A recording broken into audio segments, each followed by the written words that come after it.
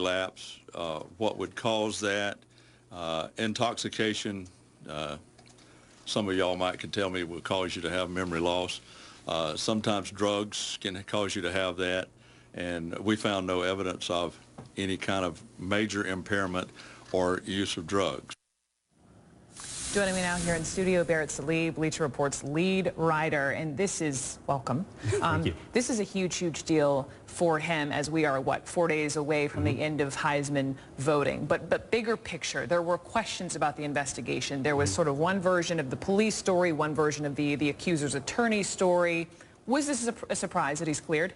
I don't think so, because it took basically a year from when this incident apparently happened to now, and 11 months for the state's attorneys to even get the case. And Willie Meggs even said in the press conference that they'd have liked more time. They thought that with more time, with some more memories fresh in the minds of some of the people involved, that maybe they'd have had more evidence to convict him or to press charges. But look, I think after a year, memories fade, things happen, and I think the inconsistencies in the complainant's story, saying that they were at a bar, they took 4 or 5 shots, and then in the end, in the toxicology report, only having a .04 blood alcohol content, I think that made her very difficult to actually send to the stand and make her believable, because there were so many inconsistencies. One of the questions, growing up in the South, I don't know where you're from. I mean, here, right? So certain towns. I mean, the football players are like gods walking around campus, and so there were concerns, even within the police, the investigators, this detective, that this was colored, that this was tainted, because we're talking about someone that was is still potentially up for the Heisman.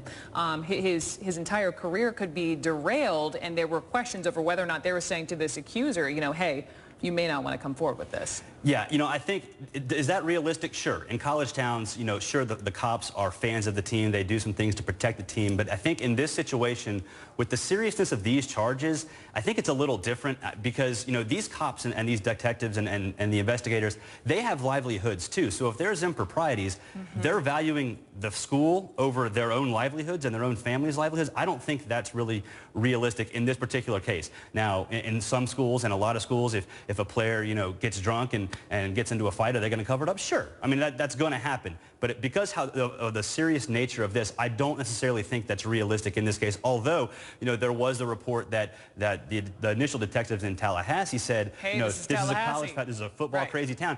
I think that can be viewed negatively, but it also is realistic, because it could be like a heads up. Prepare yourself. If you're going to go with this is a huge fight. This is a big deal. Let me hit pause on this conversation, because I'm getting information from the control room. We now have the what is it, guys? The statement from the accuser's attorney.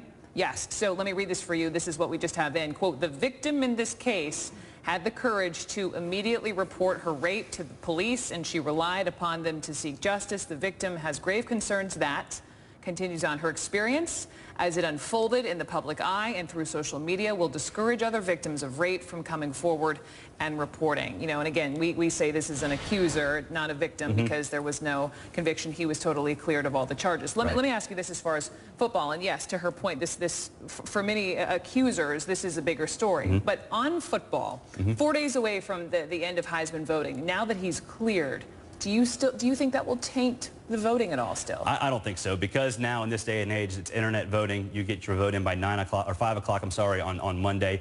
Jameis Winston's going to win the Heisman Trophy. He was the front runner. You're saying that right here, right now? He absolutely will. I mean, wow. I think a lot of people were holding back their votes maybe to see what happens, because they don't want to give him their votes if he isn't arrested. But everybody else around him, Johnny Manziel, Marcus Mariota, Bryce Petty, these guys lost the Heisman Trophy. They're already, basically it's a one-man race, and that man is Jameis Winston. And if something happened to him legally, then it's anybody's guess. But at this point, with no charges coming, I think it's almost a slam dunk that he's going to win the Heisman. He's a freshman, redshirt freshman. Yep. 2 years in a row. How about that? Yep. Okay. For a redshirt freshman. Barrett Salib, thank you very much. My pleasure. Appreciate it. Bleacher Report here.